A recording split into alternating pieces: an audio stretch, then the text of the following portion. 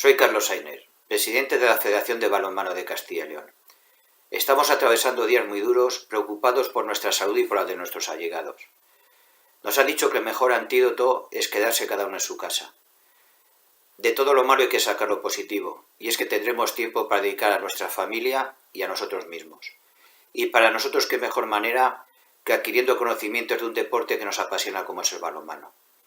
En esta federación tenemos la suerte de contar con un gran elenco de entrenadores y de árbitros dispuestos a transmitir sus conocimientos. A todos ellos quiero darles las gracias por su disposición. También quiero dar las gracias a todo el personal de la federación que ha hecho posible la organización de este curso, encabezados por Iñaki Marumbres, nuestro director técnico. Y a vosotros solamente instaros a que permanezcáis en vuestros domicilios, que aprovechéis todos los conocimientos que os van a transmitir y que os cuidéis mucho porque vamos a seguir haciendo cursos y queremos estar con vosotros aquí. Mucha suerte.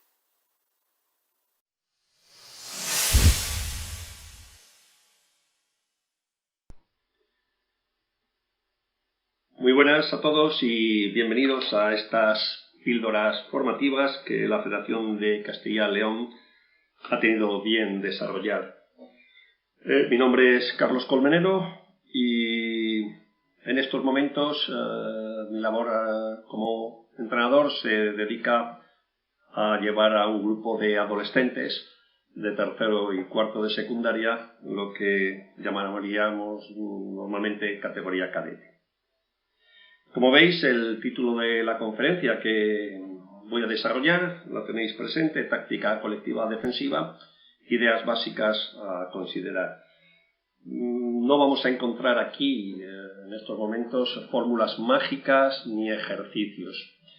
Los que ya tenemos un poco más de edad y nos hemos formado buscando entre lo que no había, yo creo que estamos en un mundo en que tenéis la posibilidad de tener muchos recursos, yo creo que a veces demasiado, y la primera cosa que yo quería hacer es algunas reflexiones, ¿no? Que nos paremos a pensar sobre todo en este tipo de acciones que vamos a comentar, ¿vale? Bueno, ahí tenéis los contenidos, lo he dividido en 8, digamos, subtemas, que los tenéis presente y que lo vamos a ir desarrollando, ¿no? Y comentando sobre la marcha. Siempre suelo empezar cualquier tipo de curso, bien de monitores, territorial, cualquier conferencia, con englobar lo que se llamaba un mapa conceptual, en nuestra época, de la definición de lo que es balonmano. Yo creo que aquí estáis mucha gente de diversos ámbitos y diversas categorías, pero me sirve mucho para unir, unificar y tener criterios sobre lo que vamos a ir hablando durante esta charla.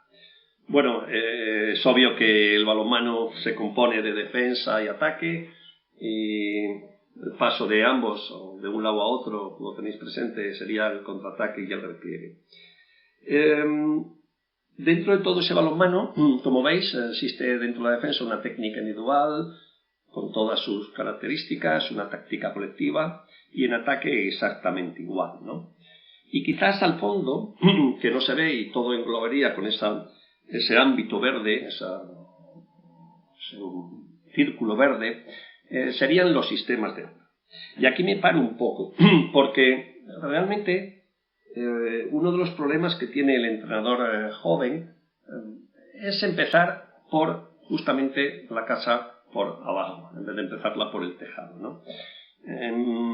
Cuando un joven oye sistema, voy a hacer 6-0, voy a hacer 5-1, voy a hacer 3-2-1, porque lo ha visto en la tele, lo ha visto a su equipo favorito, etc., ¿no? Bueno, pues ya empezamos con uno de los principales errores, ¿no? Porque para elaborar una buena táctica colectiva, un buen sistema de juego, nuestros jugadores, nuestras jugadoras deben tener todo eso que tenéis delante y algunas cosas más que a veces por espacio no se han podido meter, ¿no?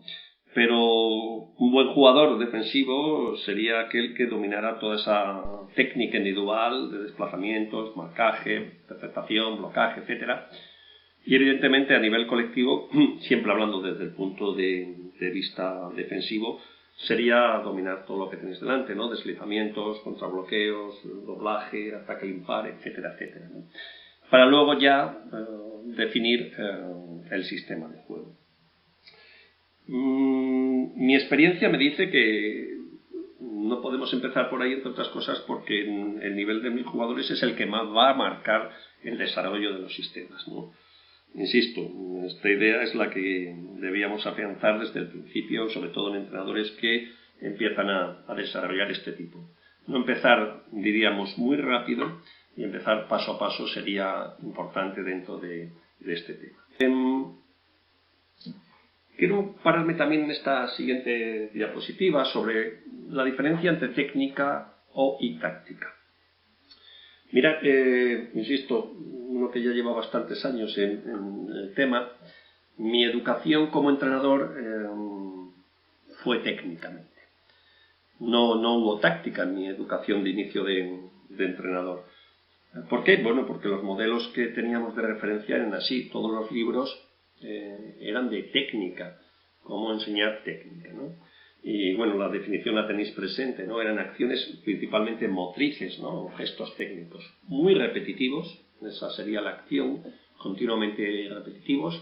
Aburríamos al jugador con muchas acciones técnicas y en ese sentido no contemplábamos, por lo menos en mi iniciación como entrenador, no contemplábamos el tema táctico, ¿no? El tema táctico.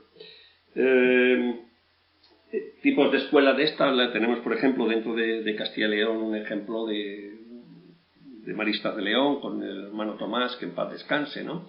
Es decir, la cantidad de jugadores que han salido de esa escuela técnica, muy repetitiva, muy de lanzamientos, muy de pases, muy de jugar un partido, ¿no? Y que ha hecho que salieran jugadores importantes dentro de esa escuela leonesa, ¿no? Por tanto, esos son los inicios, ¿no? Avanzando en el tiempo apareció este desarrollo de lo que llamamos táctica, ¿no? Que es esa aplicación de la técnica a una acción de juego concreta, inteligente, y que empezó a desarrollar la creatividad en el jugador, ¿no? Ya no es un mero hecho mecánico, sino que ya aparecen otras acciones como la intuición, la inteligencia táctica, que se habla muchas veces de este tema, ¿no? De este tema. Si me preguntáis, hay gente que todavía está anclado en la técnica, bien. Hay gente que solo hace táctica individual defensiva, correcto. Mi opinión personal es una mezcla de las dos. Si tengo que decantarme, iría a un punto, porque, insisto, mi educación ha sido a través de esos ejercicios técnicos. Yo mandaba a mis jugadores desplazamientos, recordar basculaciones por la línea de 6 metros durante 30 segundos intensas, moviendo brazos, piernas. Las palabras claves eran piernas, piernas, piernas, piernas.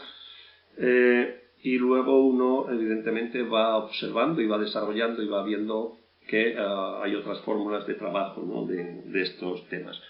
Bueno, la propia técnica nos venían en nuestro caso, en nuestros entrenadores, nos venían de países del telón de acero, como eran la Unión Soviética, Rumanía, la República Democrática Alemana, que eran en principio los equipos que ganaban y ganaban desarrollando muy potentemente todos estos ejercicios técnicos.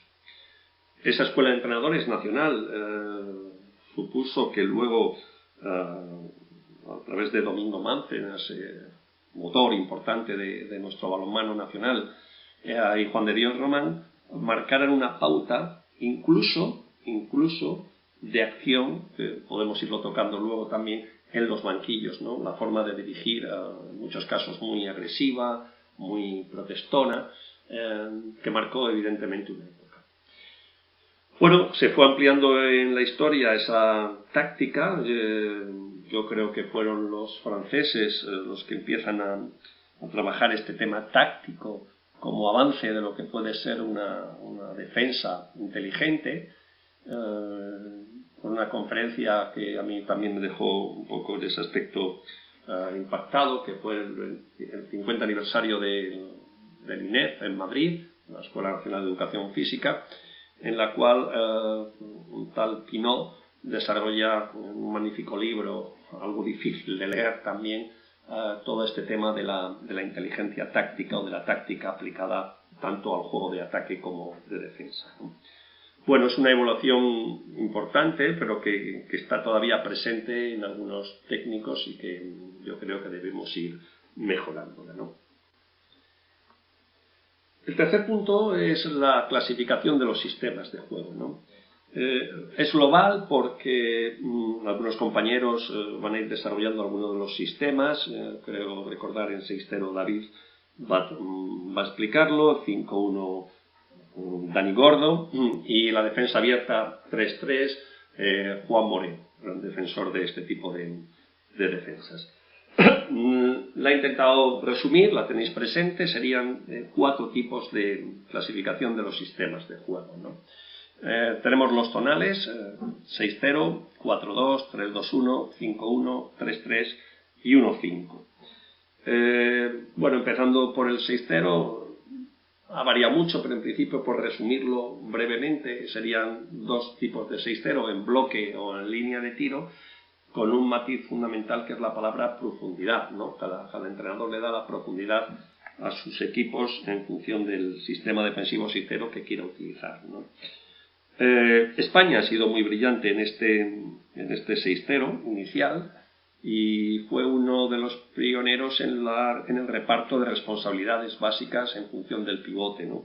En esto la Escuela Nacional de Entrenadores en sus inicios abogó mucho por todo este tipo de responsabilidades que luego me parece, en algunos de los casos, que a veces se nos olvida, por lo menos a los entrenadores, ¿no? Quién marca quién en función de dónde esté el pivote, ¿no? Es una de las cosas básicas para empezar a desarrollar los sistemas defensivos, independientemente de la calidad técnica técnica táctica de los jugadores que ya hemos comentado anteriormente, ¿no? 4-2, bueno, los que están en negrita son los sistemas más en boga, ¿no? Más en boga. Luego haremos alguna crítica en general al proceso de los entrenadores respecto al uso de los sistemas de juego, ¿no? Porque si tenemos tantos, ¿por qué no se utilizan, ¿no? En general. El 4-2, bueno, pues de escasa utilización o puntualmente, ¿no? En alguna acción de superioridad defensiva o en un determinado momento. Aquí en Castilla y León, últimamente lo he venido observando en equipo femenino de Zamora, a nivel juvenil, la utilización de este tipo de sistema, ¿no? Incluso en la selección también de Castilla y León puntualmente ha utilizado este tipo de sistema, ¿no? Bueno, son opciones que están ahí latentes. El 3-2-1, me voy a parar un poco porque es, digamos, mi hijo mimado, ¿no? Dentro de los sistemas de juego, porque uno hace allí el curso nacional allá por los años 80 y evidentemente cuando empieza a descubrir el balonmano, que no era tan fácil como ahora, no había ni YouTube, ni Internet, ni nada que se lo parezca, era un pirateo de películas caseras que algún entrenador realizaba en algún torneo y se pasaban en ese sentido como si fuese un tesoro, ¿no? Había que conseguir las copias de esos partidos. Bueno, pues efectivamente el 3-2-1 desarrollado por un yugoslavo en aquella época, Vlado Stenzel, va a causar furor en estos años 80, insisto, en los que uno empieza a entrenar equipos a nivel nacional, ¿no? Y va a dejar una huella no solo a nivel personal, sino también a nivel mundial. Yugoslavia empieza a ser considerada una potencia en balonmano a través de este tipo de sistema. Incluso Vlado Stenzel es fichado por la República Federal Alemana y consigue títulos con este sistema, ¿no?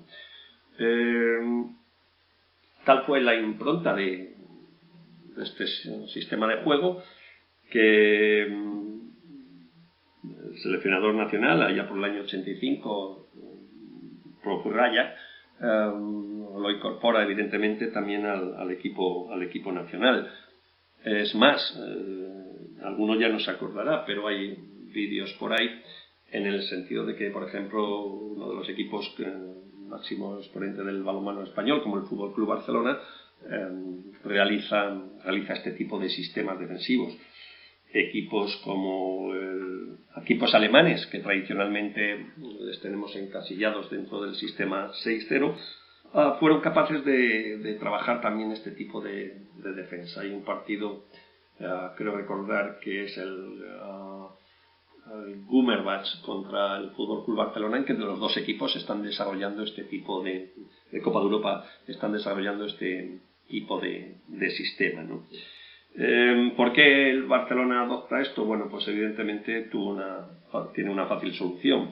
Lo que hizo en esos momentos fue fichar a los mejores jugadores yugoslavos que había en el momento, como eran Veselin Bujovic, Podner, el central, Vukovic, jugadores que dominaban perfectamente los desplazamientos y todos los tipos de recursos tácticos defensivos, y lograron realizar ese tipo con Valero Rivera en el banquillo, lograr defender hacer ese tipo de defensa, ¿no? Un sistema hoy en desuso, rara es la vez que se ve este tipo de sistemas de juego, ¿no?, en España. El resto de defensas, como vemos, el 5-1, que Dani Gordo también hablará en su ponencia, pues lo mismo, ¿no? Existen, digamos, tres tipos de 5-1. Uno sería defensa abierto, o también llamada india, en la cual el jugador flota por toda la primera línea y es capaz de intentar defender a los tres jugadores de esa primera línea ofensiva. El más normal es el cerrado clásico, reforzando esa zona central, y el 5-1 en una zona, tanto izquierda o como derecha, ¿no? Es decir, no llega a ser un 5-1 mixto, sino que practica una defensa zonal en esta unidad. Me paro también el 5-1 en la línea de lo que está trabajando el equipo nacional español en estos momentos con Jordi Rivera, en ese 5-1 que propone la recuperación del balón en la zona contraria donde no está el mismo, y que es interesante y que, como hemos visto recientemente, ha producido los éxitos con los campeonatos que ha conseguido, ¿no? Como veis, cada entrenador intenta dar, dentro de las posibilidades de juego, los perfiles de ese 5-1, de ese sistema defensivo. Bueno, los mixtos los tenéis allí, el 5-1 mixto, 4-2 mixto, y un sistema que llamó la atención. El primero que le oí hablar de este tema fue al profesor César Argilés, entrenador de la Alcira de Valencia, sobre ese concepto 4-1-1, es decir, la defensa zonal 4-1 y el siguiente jugador en mixta, ¿no? Realmente es una modificación del sistema, y me resultó interesante en el momento que conocí. La aporto también para vosotros como novedad también, ¿no?, dentro de esa clasificación de mixtos. Individuales, en el cual están divididos entre la distancia que se produce con respecto al atacante, en el cual serían pues la distancia entre 6 y 10 metros aprox, defensa individual en medio campo o defensa individual en campo entero. Quizás son más de formación o de base. No hay recursos en principio, salvo marcadores muy ajustados, finales de partido, en el cual se tenga que producir esto para conseguir un gol, ¿no? Bueno, en principio son, insisto, sistemas poco convencionales.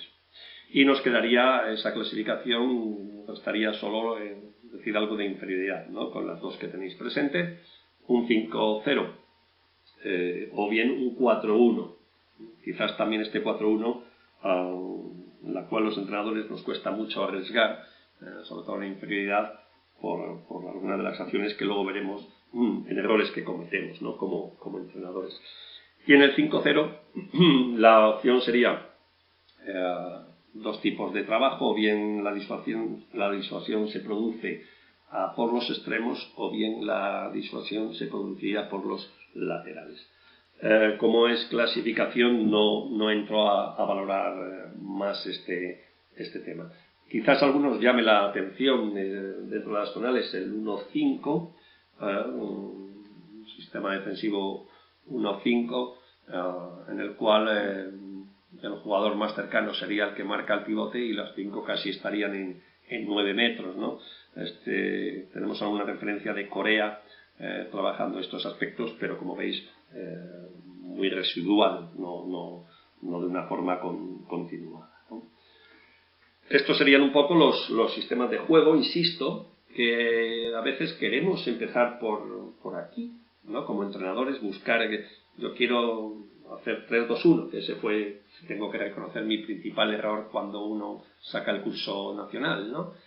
Como es el sistema de moda, es el sistema que gana.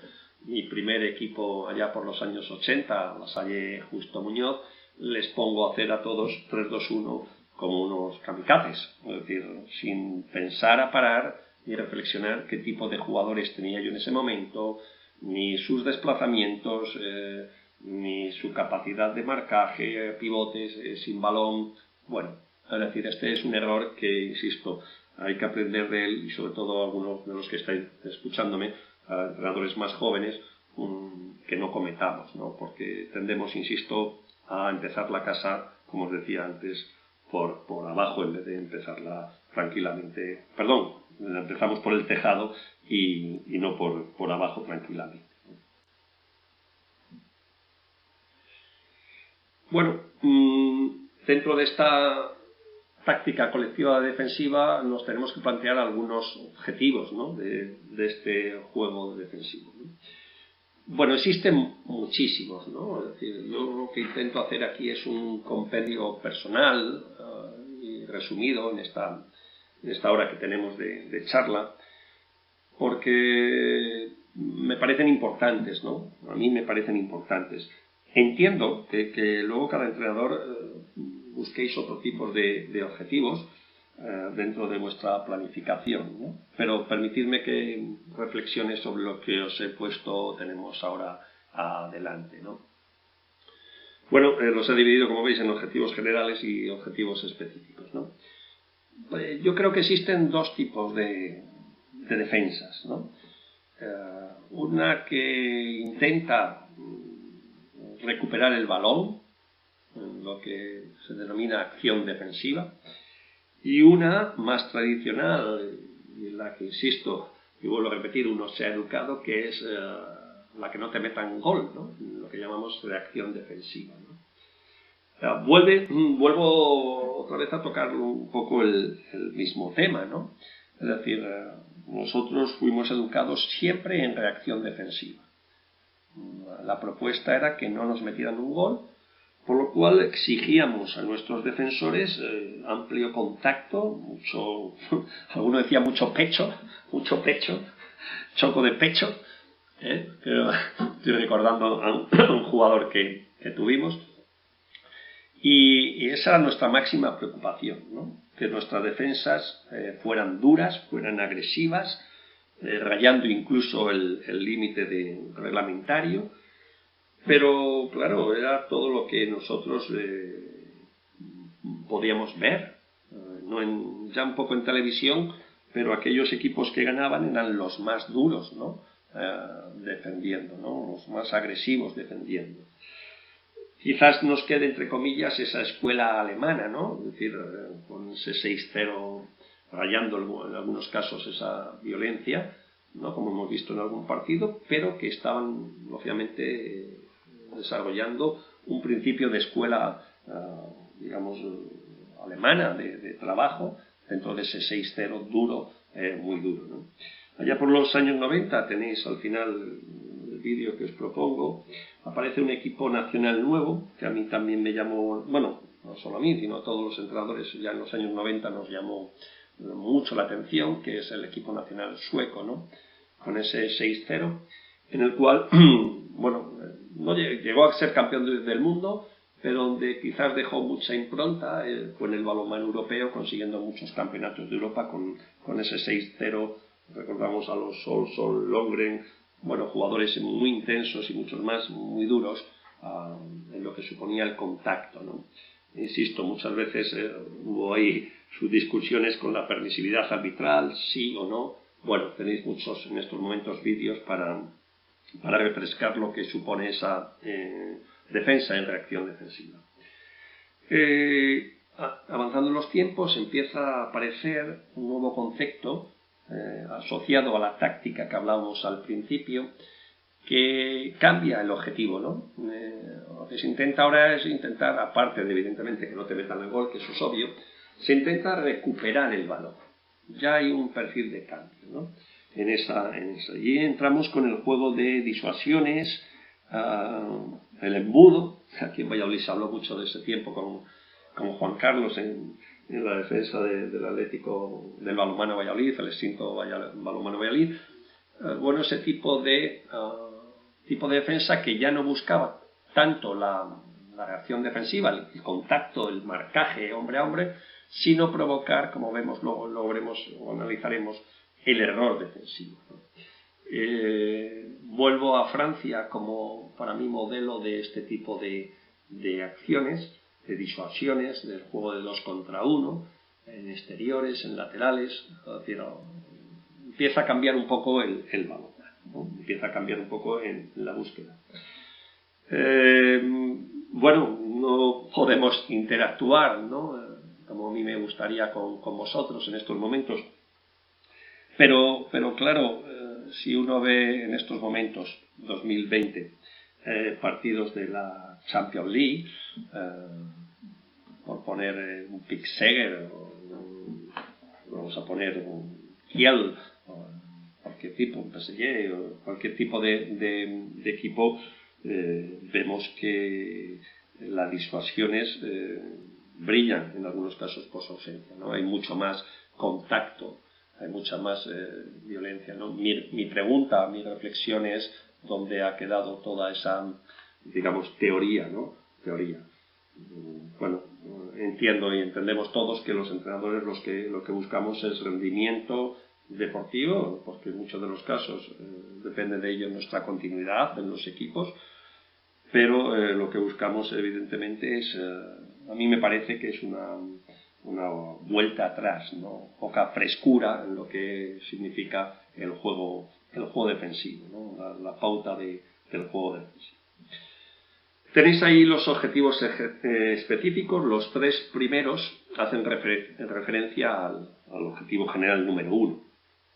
El primero, evidentemente, como hemos dicho, que hay que recuperar el balón, pues se trataría de provocar esos errores en el oponente a través de hacerle dudar, esa disuasión, que cometa pases, a través de buscar situaciones en las que no decida bien la calidad de ese pase final y el balón se pierda a banda o se intercepte, o evidentemente una de ellas es las orientaciones defensivas, otro de los temas importantes que en mi época ni aparecían ni se estudiaban, ¿no? Ni se estudiaban porque no eran importantes ni dentro de esa técnica defensiva, ¿no? Pues ahí tenéis, por ejemplo, pues, buscar la falta de ataque, ¿no? El segundo objetivo, como lo tenéis también en pantalla, sería provocar la peor decisión en el oponente, ¿no? Es decir, hay que elegir el jugador que digamos menos peligro nos puede crear o que menos cualidades tenga para desarrollar una acción de ataque, ¿no? Entonces intentarle buscar ese lanzamiento en su peor situación, esa peor finta, bueno, buscarle un poco esas cosquillas al atacante que todos, salvo los grandes cracks, y esos también la tienen, pues se pueden buscar, ¿no? Y es lo que a veces hoy en día analizamos en los vídeos, ¿no? Cuando buscamos qué tipo de perfil de jugadores hay, donde podemos recuperar esos balones con su ciclo de pasos, etcétera, ¿no? Como hace. El tercero sería conducir evidentemente la finalización hacia la zona que nosotros queremos, ¿no? La zona derecha, la zona izquierda, la zona del pivote exterior, bueno, buscar ese tipo de situaciones. Y los otros 3 harían referencia al segundo apartado, que es la reacción defensiva, en la que evidentemente, como decía antes, uno uno ha dominado bastante, ¿no? con sus equipos, por lo menos en la primera época de entrenador. Y ahí serían para mí esos tres. Ahí, insisto, os he dicho antes, hay más objetivos, pero como condensación podrían ser ataque permanente al jugador con balón, es decir, le estoy hostigando, le estoy castigando, le estoy golpeando. A ese respecto me gustaría incidir mucho en el control del brazo, que sería una de las prácticas, ¿no? que nos descubrió por Rajak y toda la Rukometa Escola, la escuela yugoslava, en la cual uno tuvo la oportunidad de ir 2 veces a ese país. Eran unos cursos maravillosos en verano sobre cómo trabajar diversos aspectos dentro de este juego, ¿no? Uno está muy impactado por esa escuela yugoslava que, como sabéis, con toda la guerra que hubo, se desmembró en los diversos países que ya conocéis, los Croacia, Eslovenia, etcétera, ¿no? Serbia, etcétera. Pues bueno, hay ese ataque permanente. La densidad defensiva me parece otro criterio importante, es decir, agrupar muchos jugadores en la zona de balón, que el equipo atacante no logre en ningún momento ver espacio de lanzamiento ni de penetración, y por lo menos, evidentemente, al subir algunas líneas conseguíamos el alejamiento del jugador en sus zonas útiles, ¿no? De finta o de lanzamiento. Bueno, seguimos avanzando dentro de este tema que me ha tocado desarrollar, y os propongo algunos conceptos para, según mi forma de ver, para que una defensa sea eficaz, ¿vale? Vuelvo a insistir lo que mantengo durante esta charla, es decir, son reflexiones que nos hagan pensar, que nos permitan en estos momentos que estamos viviendo, y aprovecho para desearos también a todos que os encontréis bien, tanto vosotros como vuestras familias, y esperar que esta situación que estamos viviendo pues pase prontamente. Os propongo esas 5, que son las siguientes. Mirad, la primera sería esa compenetración defensiva entre los jugadores de un sistema defensivo por pares, ¿vale? Y os hago una pregunta, ¿no? Hay un equipo titular. Bueno, aquí me gustaría mucho interactuar con vosotros, ¿no? Es decir, sí, Carlos, yo soy de la teoría de que hay un equipo titular, todo el mundo tiene que conocer su rol, etcétera. Quizás lo que voy a decir es impopular, pero mi forma de entrenar siempre ha sido sin un equipo titular. Por eso me gustaría haceros esa pregunta y reflexionar con vosotros, ¿no? En cualquier equipo, es decir, entiendo el balonmano, según mi comprensión, es un deporte que me permite sacar 7 jugadores iniciales y a los 10 segundos cambiar a los 7, ¿no? por otro. Bueno, miento, porque cuando uno empieza a entrenar, la verdad es que ha habido bastantes cambios. Yo empecé con 12 jugadores en banquillo, 12 jugadores en pista. ¿Vale? Ese fue mi inicio, ¿no? Por tanto, había un equipo de 7 jugadores y cambios 5, que básicamente serán primera línea, un pivote y un portero y poco más. No teníamos más. El primer cambio a 14 jugadores, la normativa que cambió la federación, me pilló siendo seleccionador nacional femenino en las categorías juvenil, concretamente en el torneo de Portugal, ¿no? La verdad es que fue una sensación rarísima, porque no había espacio en el banquillo para 7 jugadoras en aquel concepto: médico, delegado del equipo nacional, el segundo entrenador y el que os habla, ¿no? Es decir, perdí un poco la referencia en lo que supone, digamos, encontrar si había jugado la jugadora, no había jugado, no tenía yo muy claro, porque con 12 sí que se sabía, con 14 era bastante complicado, por lo menos en esos inicios. Posteriormente uno ya se adaptó a tener esos 14 jugadores. Bueno, como veis, la evolución ha seguido 16 y bueno, no quisiera decir que va a haber 18, pero ya hay voces que proclaman que se aumente todavía más el número de jugadores en un banquillo. Va a llegar un momento que va a estar hasta los padres de los jugadores sentados en los banquillos. A ese respecto, se comentó mucho que el aumento de jugadores dentro de los banquillos se debía a que el balonmano estaba volviéndose muy físico, muy intenso, y que se necesitaba jugadores dispuestos a estar preparados y no en la grada, ¿no? Bueno, cuando fui profesor de la Escuela Nacional de Entrenadores, les proponía a todos los entrenadores que allí asistían que cogieran todos los domingos o lunes un periódico deportivo, que antes en balonmano salían las clasificaciones y salían los jugadores, los partidos, y que observaran el número de jugadores, si no se equivocaba el periodista, obvio, que jugaban o que eran evaluados por la prensa en cada partido. Bueno, en ninguno de los casos llegaba a 16, ¿no? Es decir, esta era una reflexión que me paraba a intervenir. Si tenemos 16 jugadores, ¿por qué no se utilizaban? No se utilizan. Incluso, por ejemplo, en los campeonatos de España, territoriales, vamos a poner por caso, ¿no?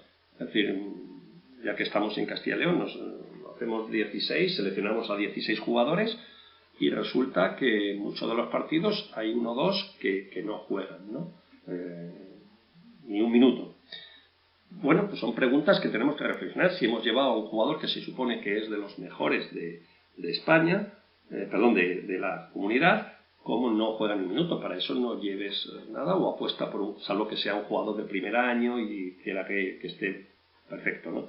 Pero en principio sí, si es de segundo año, la posibilidad de jugar. Son reflexiones que uno ve ya desde la grada y que a veces me gustaría comentar lo mismo que se puede comentar con vosotros y que cada uno analice el tipo de equipo que tiene, ¿no? Por eso ponía esa pregunta, ¿no? Y esa eficaz tiene que ser que los dos compañeros que estén al lado, exterior lateral, lateral central, avanzado central, avanzado lateral, haya una complementación importante, ¿no? Porque si no, esa defensa empezará a hacer aguas, ¿no?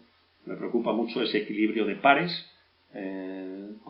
casi como una obsesión dentro de mis equipos, en la búsqueda de esas parejas, o si pueden ser dobles parejas, que muchas veces en este caso no la tenemos, ¿no?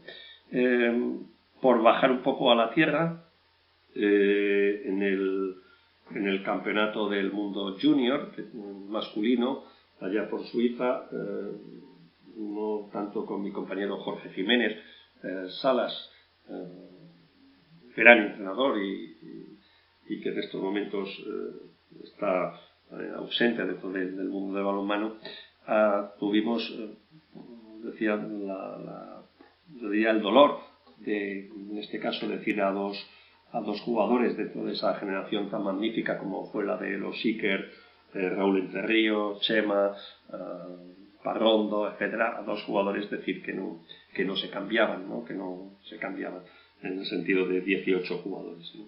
A veces también es doloroso para un entrenador antes de una final del Campeonato del Mundo tener que decir que no a esos jugadores.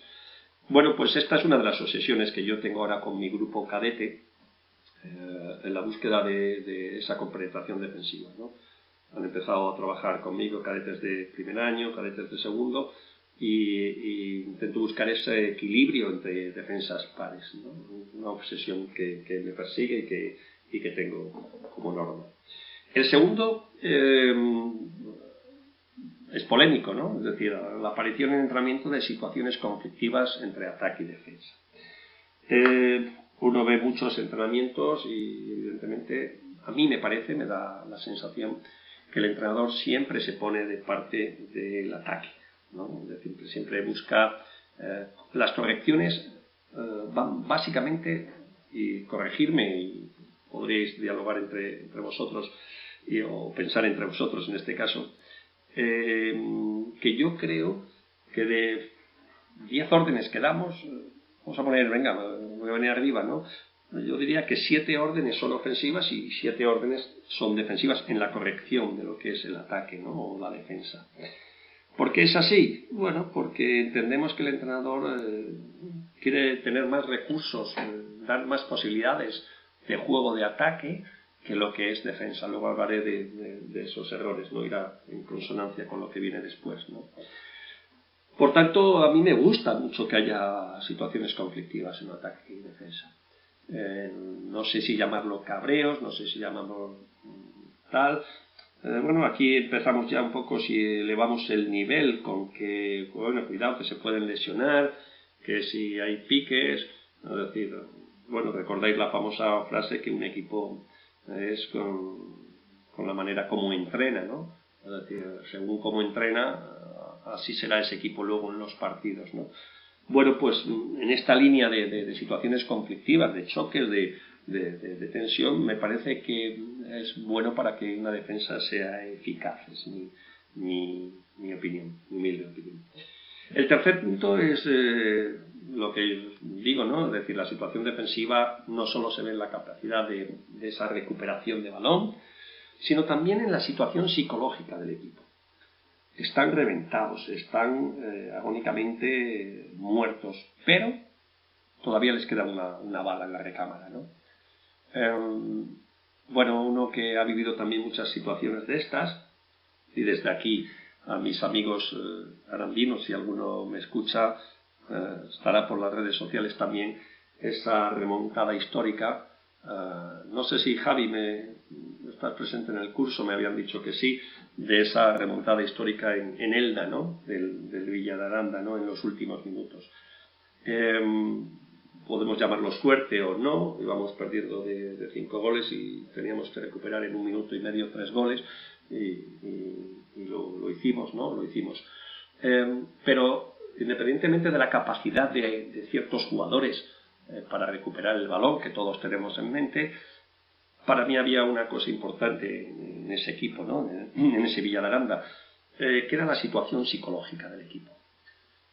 Habíamos logrado, además era una especie de promoción allá por el mes de junio, en Elda, muchísimo calor, muy complicado, mucho cansancio, jugadores muy tocados, incluso lesionados, pero habíamos logrado, tanto mi compañero Manuel Vecino como el que os habla, una situación psicológica del equipo agonística hasta el final, ¿no? Hay una frase de ese jugador que mete el gol, el que nos da la clasificación para la división de honor B, en el cual es un contraataque final contra un portero que todavía sigue jugando en Puerto Sagunto, Pachipec. Lo tenía que meter, dice Carlos, lo tenía que meter, ¿no? Es decir, no podía fallarlo porque nos daba la victoria, ¿no? Bueno, pues hago mucho hincapié en ese tema psicológico. Bueno, ahí nos podíamos alargar sobre el tema de la psicología deportiva, que en muchos de los casos han ido apareciendo libros, al principio eran muy generales, y luego ya más específicos del balonmano tenéis bibliografía que podéis consultar, e incluso Chesco Spar, preparador físico y entrenador del Fútbol Club Barcelona, va en esa línea, ¿no? Es decir, me importa mucho la situación psicológica del equipo, sobre todo, insisto, en los momentos malos, que es cuando realmente se puede ver esta situación, ¿no? El cuarto es obvio, ¿no? Conocer el reglamento, ¿no? Y pongo entre comillas, no protestar jugadores, ¿no? Ha sido una de las máximas también como entrenador, ¿no? Yo siempre decía que era preferible que me sacaran tarjeta amarilla, incluso 2 minutos. Bueno, antes era ya directamente roja, gracias a Dios. Como veníamos de la técnica, éramos unos kamikazes los entrenadores de nuestra época, porque montábamos unos pollos increíbles, ¿no? Increíbles. Bueno, hay gente que no había mucho vídeo, gracias a Dios. En nuestra época no había tanto vídeo como hay ahora, ¿no? Pero si se hubiera grabado, seguramente hubiéramos salido en vídeos de primera, seguramente, ¿no? Os hubierais reído bastante de las que se montaban allí, de algunos tirando zapatos, tirando la pega, bueno. El jugador muchas veces desconoce el reglamento, muchas veces, en general, estoy hablando, y tiene que ser partícipe de estas situaciones. Por ejemplo, estoy pensando en la última que yo he visto, partido igualado, y un jugador del equipo contrario, después de meternos gol, corre directamente hacia la portería para coger el balón y depositarlo en el centro. Para la time-out del equipo arbitral y 2 minutos al jugador del equipo contrario, que por esa situación que él desconocía, su equipo evidentemente no ganó, ¿no? Es decir, nos interesa mucho, o en estos casos interrumpir una de las situaciones que estoy recordando con mi hijo en un partido contra el Atlético Valladolid de cadetes, también final de partido, en la cual uno de los jugadores del Atlético Valladolid impide el saque, ¿no? Se cruza en medio del saque para cortarlo en los últimos 30 segundos. Time out, lo mismo, 2 minutos y 7 metros, ¿no? de castigo. Bueno, yo sé que las situaciones son difíciles en muchos momentos, pero el jugador debe conocer el reglamento, ¿no? Debe saber las últimas novedades, y a este respecto sí que pido muchas veces la intervención arbitral con los nuevos cambios, las nuevas propuestas. A veces solo se quedan dentro del mundo arbitral y no nos llegan a la mayoría de los entrenadores, o no nos llegan, ¿no? A veces por oídas o por, pues esta temporada se va a hacer mucho hincapié en las faltas de ataque, lo que sé, ¿no? Entonces ya tenemos que estar previstos de que el nivel arbitral va a incidir mucho en las faltas de ataque. En mi época, una de las jugadas sangrantes que había, la podéis ver en los vídeos que tenéis de los campeonatos del mundo que os propongo al final de la charla, era la situación cuando el extremo saltaba la línea y le tocaba, ¿vale? Bueno, pues imaginaros, es decir, nada, no se pitaba absolutamente nada, el jugador se metía un piñazo a veces terrorífico y seguía la jugada. Claro, a nivel de campeonatos del mundo, como encima se realizaban cada 4 años, pues había que estudiar mucho la situación, ¿no? Y ver un poco cómo analizar eso. Se analiza y evidentemente se penaliza al jugador. Bueno, hoy en día yo sigo viendo partidos de Asobal que se produce, o del Campeonato del Mundo de Europa, que se sigue produciendo ese pequeño toque, muy típicamente yugoslavo, por cierto. Esa picaresca yugoslava de desequilibrar el talón, el salto, o incluso la rodilla del jugador que lanzaba, el extremo que lanzaba, provocaba una situación nueva arbitral que hubo que modificar. En algunos partidos todavía se ve ese tipo de contactos que a mí me chirriaba bastante, ¿vale? Por tanto, conocer el reglamento en todas sus vertientes y posibilidades. Y bueno, el último es obvio, ¿no? Es decir, quiero equipos que hablen entre los jugadores, que no den información constante, ¿no? Tuyo, mío, subo, bien, es decir, palmada. Esta compenetración entre pares, entre jugadores, me parece importante para el título que tengamos de que sea una defensa eficaz. Os dejo algunas reflexiones aquí y subrayo el año 84. Muchos de vosotros, no sé si todos, y entonces ya estaría yo temblando, no habíais nacido, ¿no? El año 84. El mundo se rige por el balonmano rumano, como una escuela que impactó mucho en España y donde bebieron tanto Domingo Bárcenas como posteriormente Juan de Dios Román en sus orígenes de este tipo de escuelas que tuvo mucho impacto en España. Pero os dejo algunas reflexiones que para mí siguen vigentes, como el decálogo, en este caso los 4 puntos, habría muchos más, de una conferencia que Nicolás Nedev, entrenador, seleccionador, campeón del mundo y artífice de la escuela romana, pronunció en una conferencia en ese año que os he indicado, ¿no? Bueno, las tenéis allí, yo simplemente las leo y me suscribo a todo lo que en aquel año, me han pasado ya bastante, creo que tiene una vigencia en el 2020 importante, ¿no?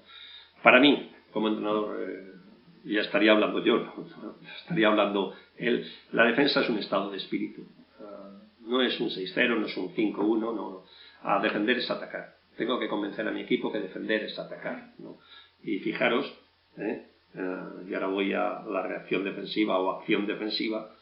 Nedev, independientemente que buscaba también reacción defensiva, propugnaba lo que era defender con atacar, ¿no? Es decir, conseguir el balón de alguna u otra manera. En aquella época ya muchas veces mis jugadores piensan que haciendo 6-0 ganamos un partido. O ¿por qué no hacemos 5-1? ¿Por qué no presionamos? ¿Por qué no? Es decir, piensan que el sistema les ayuda a resolver esos defectos que ellos tienen, ¿no? Es decir, pues decía que qué absurdo, ¿no? Es decir, primero vamos a buscar jugadores que tengan una calidad, una técnica táctica individual perfecta, y luego ya veremos qué tipo de sistema nos viene mejor, ¿no? Esta es otra también muy clara. Los jugadores siempre piensan que tienen ideas personales sobre la defensa. No, yo salgo, no, espera, no, sal tú, que yo cojo el pivote. No, pero no, mejor tú. Es decir, esto lo tendréis cada uno en vuestro equipo, ¿no? Cada uno quiere ser el sabio del equipo, ¿no? Y eso a veces es en principal motivo de la derrota. Claro que hay que escuchar al jugador, ¿no? Pero evidentemente lo que no se puede hacer es, dentro de la pista, tener distintas informaciones sobre cómo atajar un problema, porque entonces efectivamente el problema aparecería en cualquier caso. Y en toda la defensa siempre hay un perezoso. Siento decirlo, no, ojalá tuviéramos 6 magníficos defensores, 6 magníficos Madelman, que decían los amigos andaluces de algún equipo. Pero esa inteligencia a veces en ataque es descubrir quién es el más perezoso, ¿no? Es decir, que en algunos aspectos no lo encuentro fácilmente, pero que los hay en algún momento del partido. Vamos a descansar un poco, el que os habla también, y sí que me gustaría proponeros un vídeo resumen. He intentado buscar, porque ahora tenéis tanta cantidad de vídeos, pero gracias a mi buen amigo Juan Oliver, con el que compartí por vez primera el equipo nacional femenino, disputaba un mundial femenino allá en Noruega. Gracias, evidentemente, no tengo que decir que no nos clasificamos por méritos propios, pero desgraciadamente Yugoslavia no podía acudir a ese mundial por la guerra que estaba sucediendo, y España era el siguiente clasificado en ese ranking, y acudimos a ese mundial por vez primera. El equipo nacional absoluto femenino acudía al mundial femenino de Noruega, ¿no?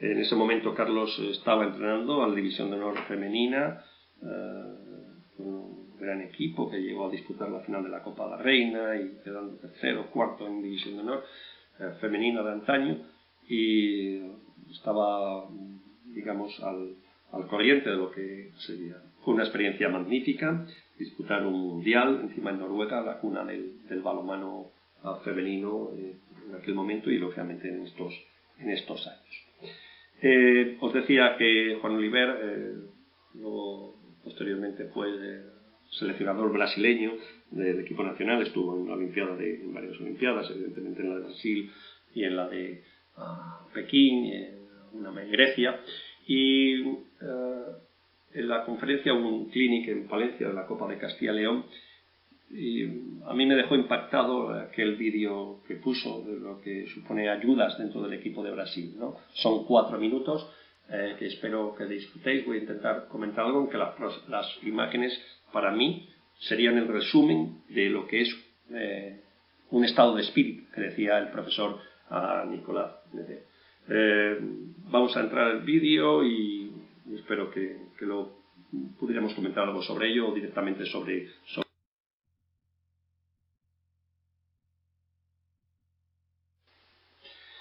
Bueno, espero que hayáis disfrutado con esos 4 minutos de vídeo. Me gustaría estar con vosotros y comentar todas las acciones tan espectaculares, tanto en inferioridad, en superioridad, que a veces olvidamos. Un equipo está uno menos, uno más, y encajamos goles. Me pongo frenético en este tipo de acciones. Bajamos el pistón defensivo muchas veces cuando somos uno más, ¿no? Si hay posibilidades de contacto con vosotros, pues sí que podíamos interactuar y ver.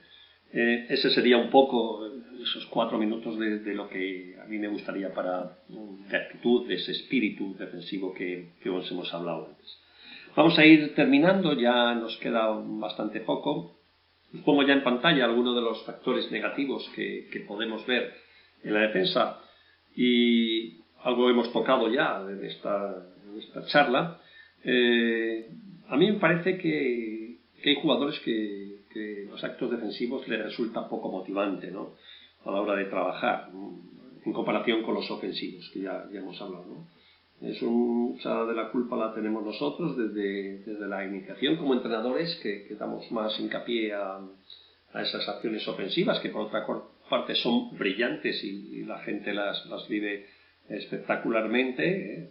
Recordar trofeo al máximo goleador, no hay un trofeo al mejor defensor, ¿no? Últimamente se está incorporando algo, pero muy de ciento en ciento, ¿vale? Otro de los aspectos negativos es que, bueno, no conocen los sistemas defensivos, ya hemos hablado, ¿no?, reparto de responsabilidades, etc. En muchos equipos no hay una falta de disciplina defensiva terrorífica. Cada uno va a su bola, cada uno discute. Bueno, habéis tenido enfrentamientos con equipos en este aspecto. Algo que me entristece bastante, ¿no? Es decir, nos estamos acostumbrando al jugador especialista o al doble jugador especialista, al doble cambio ataque-defensa. No estamos buscando el jugador completo, ¿no? Me viene a la memoria rápidamente un equipo, el Kiel, con Gislason, cómo es capaz de 7 jugadores, tengo avanzado incluso, 5-1, jugar a toda pastilla, saque de centro, defender. Es decir, sería un poco mi ideal, ¿no?, que no buscar esos especialistas. Por eso la categoría cadete viene bien, porque no podemos efectuar cambios de ataque-defensa y tenemos que formar a los jugadores para que se acostumbren a defender, ¿no? Bueno, ya hemos dicho que en general se trabaja menos la defensa y ojo, entrenadores cada vez arriesgamos menos. Somos amarateguis, 6-0, lapicero, como dicen mis hijos, y hacemos 6-0. 5-1, 5-1, cada vez menos.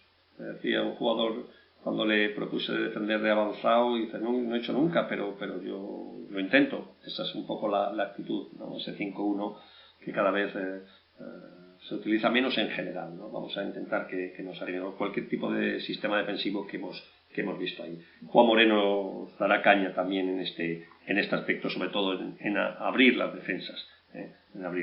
Bueno, nos quedan ya 2 temas. ¿Quién debe ocupar los puestos defensivos en cada sistema defensivo? Bueno, os doy 3 opciones, evidentemente hay mucho más. Una muy sencilla, teniendo en cuenta la posterior situación ofensiva, pues exteriores en extremos, centrales y laterales en primeras líneas, avanzados, pivotes y extremos, ¿no?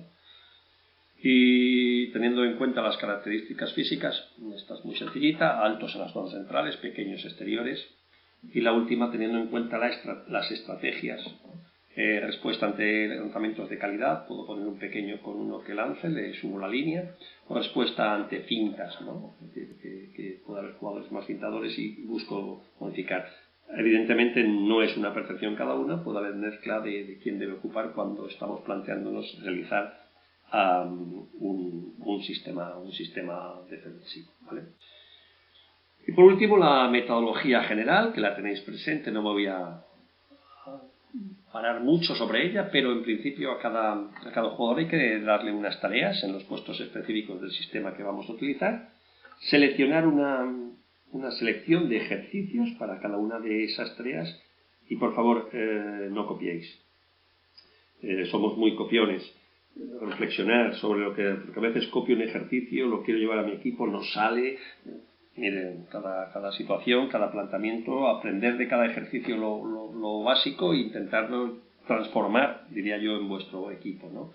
No copiéis filosofías, sería mi consejo, y alguno que me ha oído estas expresiones es importante, ¿no? Ser vosotros mismos, ¿no? Carlos Colmenero tiene su filosofía, vosotros tenéis cada uno la vuestra, y ser en ese aspecto coherentes con lo que estáis haciendo, ¿no? Con lo que estáis haciendo. Bueno, diversos aprendizajes del sistema de juego, defensa y seguridad, y llamaría la atención sobre las 2 últimas, modernas en este caso: cómo defender el saque de centro. Últimamente no las tenía en anteriores charlas. Y cómo defender el 7 contra 6 ante un cambio de portero, ¿no? Tengamos que defender esa situación. Bueno, son situaciones que se están produciendo nuevas al hilo de los cambios reglamentarios que, como bien sabes. Bueno, pues vamos llegando al final, no sin antes recomendaros algunos libros y comentar algún tipo de vídeo, ¿no? Todo entrenador que se precie, yo creo que debería tener en su biblioteca dos grandes libros en este tema, ¿no?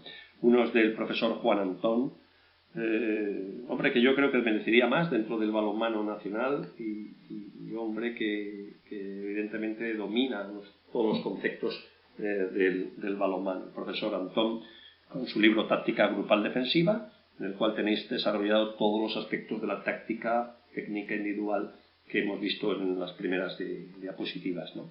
Y, digamos, más dedicado a la base, el libro de mi amigo Juan García, Entrenamiento en balonmano, que iría desde las categorías alevín hasta juvenil con una serie de ejercicios aplicados y características de esas edades. Yo creo que son dos libros, insisto, que debían estar en vuestra biblioteca.